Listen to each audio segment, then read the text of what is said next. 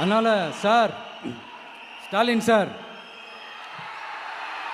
இந்த தேர்தலுக்கு அப்புறம் நீங்கள் தோத்ததுக்கு அப்புறம் எப்படிலாம் ஃபீல் பண்ண போறீங்கன்னு கொஞ்சம் சொல்லவா? ஏன்டா இந்த விஜய பாடாப்படுத்தணும்?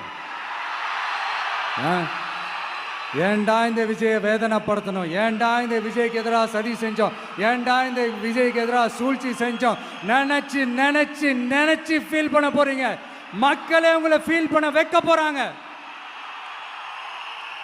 நான் என்ன கெடுதல் செஞ்சுட்டேன் உங்களுக்கு?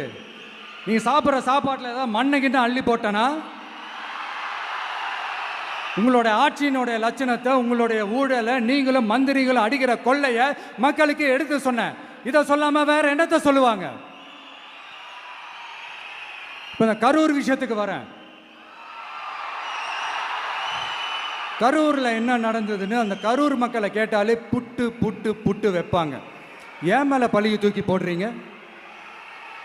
என்னமோ நாங்கள் அரசியலே பண்ண மாட்டோம், இந்த விஷயத்துலலாம் நாங்கள் அரசியலே பண்ண மாட்டோம் வீடியோ போட்டுவிட்டு போய் சட்டசபையில் உட்காந்துக்கிட்டு ஏன் மேலே பழியை தூக்கி போடுறீங்க? லேட்டாக வந்துட்டாருன்னு போலீஸ் கொடுத்த டைம்ல நாங்க இருந்தேன்.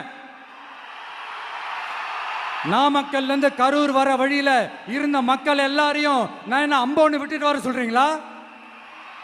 நாமக்கல்ல இருந்து கரூருக்கு நான் எப்படி வந்தேன், எவ்வளவு நேரத்துல வந்தேன், உலகமே லைவ்ல பார்த்துக்கிட்டு இருந்தது. வாய் கூசாம ஏன் மேல பழி தூக்கி போடுறீங்க? ஒரு மனசாட்சின்றது வேணா? சரி, நீங்க தான் எதுவுமே பண்ணல சார். அப்புறம் ஏன் சார் 20 வருஷமா கரூர்ல மட்டுமே, கரூர் பகுதியில் மட்டுமே போட்டி போட்ட உங்களுடைய ஒரு அடிமைய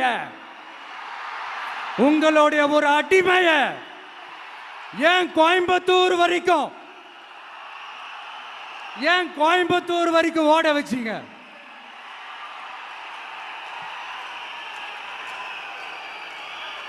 அதனால மக்களே,